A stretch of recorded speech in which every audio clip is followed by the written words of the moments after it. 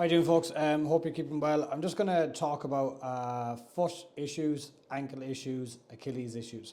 They all kind of come underneath the same bracket when we're rehabbing them in the clinic. And what we generally find is the problem lies in the foot. So your foot has small little muscles in between the bones, and they need to be very, very strong and able to accept the load as your body weight falls down on top of it. Now, a lot of people, they don't load that forefoot. If they're doing exercises in the gym, they start to press through their heels, or halfway through the exercise, they'll have pressure down through the foot, or they'll come back up and then the pressure will be on their heels.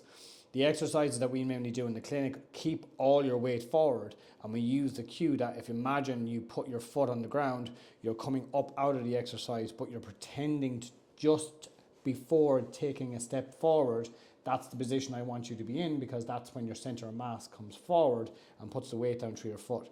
That's going to strengthen the intrinsic muscles in your foot, and that's going to load the forefoot. So you've got to watch out what the exercises that you're doing, that you're getting a nice balance between, yes, push down through your heels to gain more strength, but if you're walking and running issues, you need to be able to load that forefoot as well.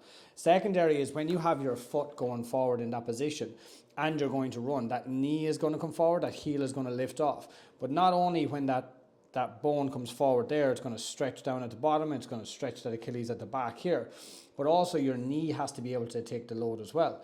And when you put that foot on the ground, your knee generally decelerates that moment of your body coming forward, and it needs to be trained in the proper position.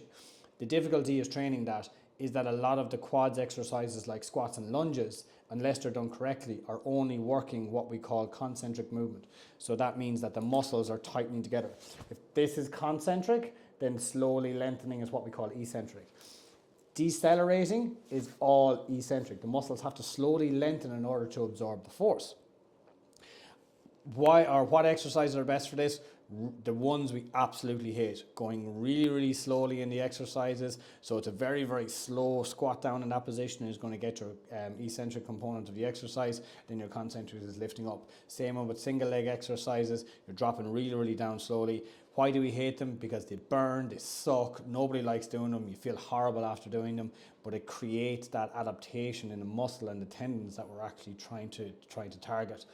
If you have that ability in the foot is nice and strong to absorb the force, and then you have your knee to decelerate your body coming forward, then you're fighting half the battle then. The next thing we want to talk about is time under tension. A lot of people, they'll go in and they won't think about the exercise, they'll think about how many reps they have to do. And that, if you're going through the reps very, very fast, there's only a very small amount of time where that muscle is actually under tension.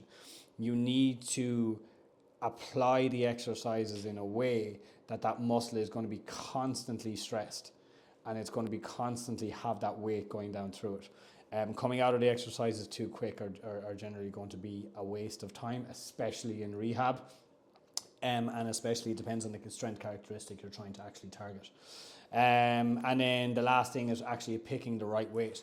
Now, if you have a foot forward and you have that on the ground, and then all of a sudden, I'll turn around this way, all of a sudden there's too much weight going down through that foot, what that's going to happen is that this foot is going to splay a little bit more, and it's going to drop down, it's going to sink, so you even like have a little bit of a flat foot.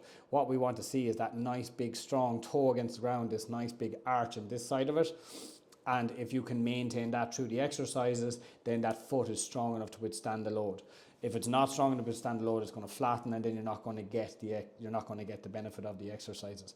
These are just a couple of things that we use in the clinic in order to help people understand why they're in pain. Pain is simply the distribution of load evenly between the joints. If the muscles aren't able to contend with the volume of the load or the intensity of the load, what's going to happen is that force is going to be directed into either your ankle or your knee, or then your Achilles is kind of going to get so fatigued, and it's supposed to be like a nice stretchy elastic band, the same with your plantar fascia, then that's going to make it become more painful, and then that's where you're going to have to kind of cut down your running time and your running distance, which is not good, especially after getting in a couple of weeks into January. Look, guys, hope that helps, and if you have any questions, you can drop it off at the clinic here, okay?